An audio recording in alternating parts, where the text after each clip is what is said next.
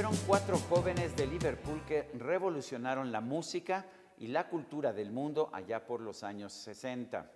Eran 4 jóvenes revolucionarios, por supuesto, eran irrespetuosos, joviales, pero uno entre ellos, George Harrison, era diferente.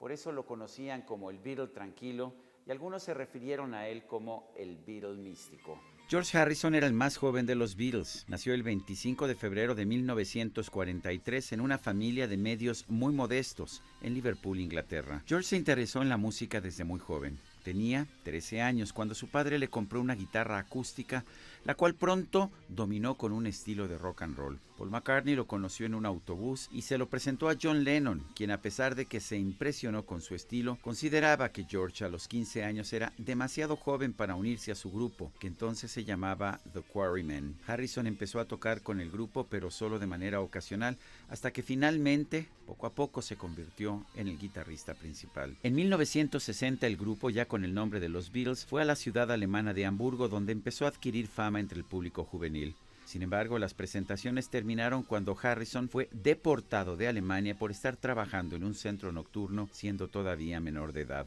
De regreso en Inglaterra, los Beatles fueron adoptados por Brian Epstein, quien se convertiría en su manager, en su gerente. Lograron un contrato de grabación con EMI, lanzaron su primer sencillo en 1962 y con su primer álbum, Please Please Me, tuvieron un éxito extraordinario.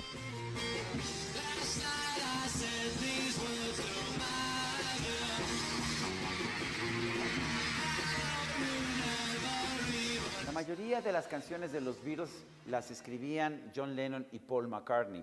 George Harrison tenía apenas 20 años de edad y aportaba la guitarra de requinto, esto es, la guitarra melódica, y también respaldaba al grupo con una segunda voz. Sin embargo, ya en el segundo disco de los Beatles, With the Beatles, George Harrison ofreció su primera composición, Don't Bother Me, No me molestes. Julia Palacios, historiadora de la música popular, gracias por esta conversación. Julia, ¿por qué le decían a George Harrison el Beatle tranquilo? Gracias a ti, y era tranquilo. ¿Por qué le decían? Pues porque era tranquilo. Fíjate que yo creo que George era el más joven, no creo, era el más joven de los 4. Entra presentado por Paul McCartney a John Lennon. Entonces eso es un reto, porque John Lennon, bueno, se sentía el máximo músico de Liverpool, y entonces, a ver, toca, a ver, demuéstrame que sí sabes tocar. Y bueno, el último que entra va a ser Ringo Starr, pero Ringo era un baterista muy prestigiado. Entonces, desde un principio, George se va a mantener en una posición discreta, tranquila, no protagónica frente a estos dos monstruos que eran Lennon y McCartney. Es que, bueno, se mantuvo tranquilo. Hay quien piensa que Harrison fue una especie de Beatle menor porque no aportaba tantas canciones como lo hacían Lennon y McCartney. ¿Tú qué opinas? No lo veo así, yo más bien veo que no lo dejaban aportar. Esa era la realidad. Había un convenio de que en los discos debía haber 1 o 2 canciones de Harrison, casi por no dejar, pero toda esta creatividad apabullante de Lennon y McCartney pues no permitía que nadie se acercara prácticamente.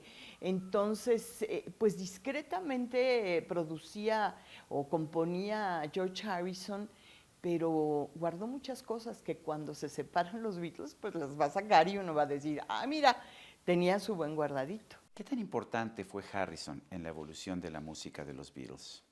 Yo creo que fue muy importante.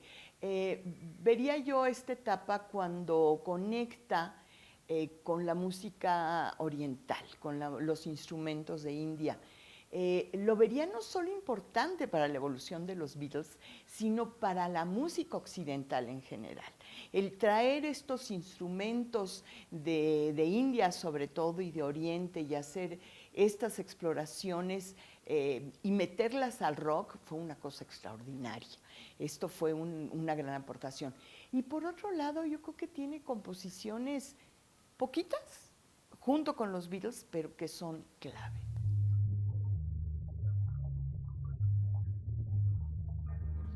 I Need You fue una de las grandes canciones del clásico disco Help.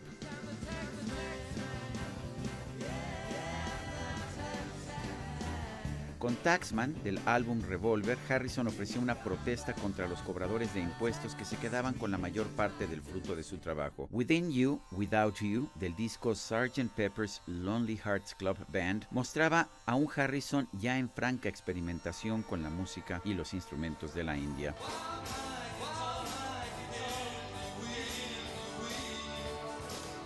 While My Guitar Gently Weeps, como llora mi guitarra, describió la especial relación que Harrison tenía con su instrumento musical.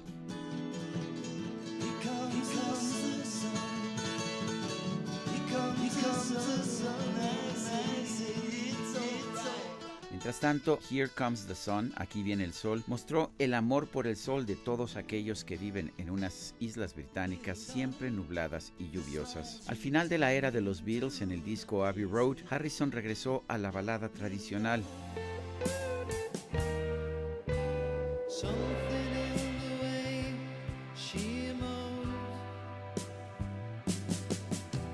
Something, una canción de amor de belleza excepcional. Me encuentro en el Museo Sumaya de Plaza Loreto, en el sur de la Ciudad de México, donde se ha presentado esta maravillosa exposición de objetos de los Beatles.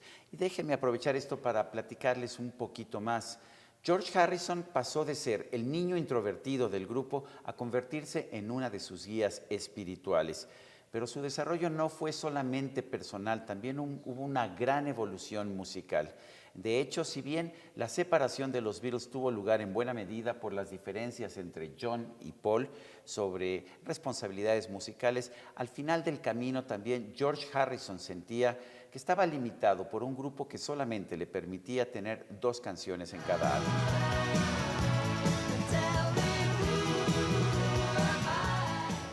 En 1970 lanzó su álbum All Things Must Pass, que incluía 3 discos producidos por el legendario Phil Spector y en que contó con la colaboración de grandes músicos y amigos como Ringo Starr, el baterista de los Beatles, y el virtuoso guitarrista Eric Clapton. En este disco surgió My Sweet Lord, Mi Dulce Señor, quizás la canción con la que hoy más se identifica a Harrison, una balada de carácter religioso. My sweet Lord.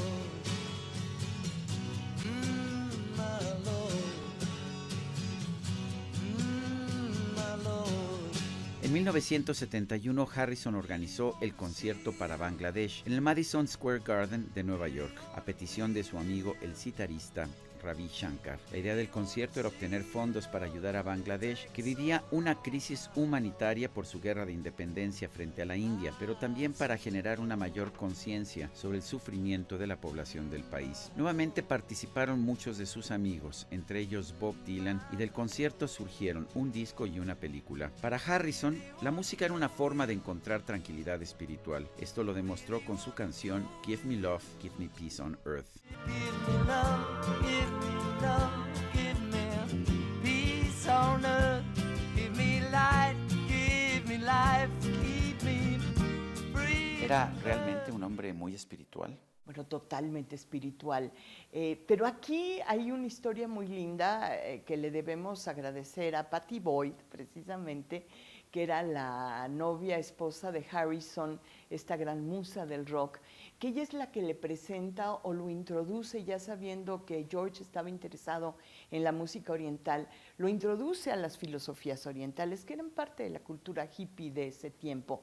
Y entonces, bueno, ahí conecta no solamente Harrison, este encuentro con el Maharishi Mahesh Yogi, se van a la India, se llevan a toda la banda, pero unos truenan, otros dicen, sí, esto es lo mío, otros salen huyendo, pero también esta espiritualidad de Harrison, creo que le debemos que hoy día, siglo XXI, haya tantos centros, institutos, escuelas de yoga, de meditación, etcétera, etcétera. Algo le tenemos que agradecer a George Harrison.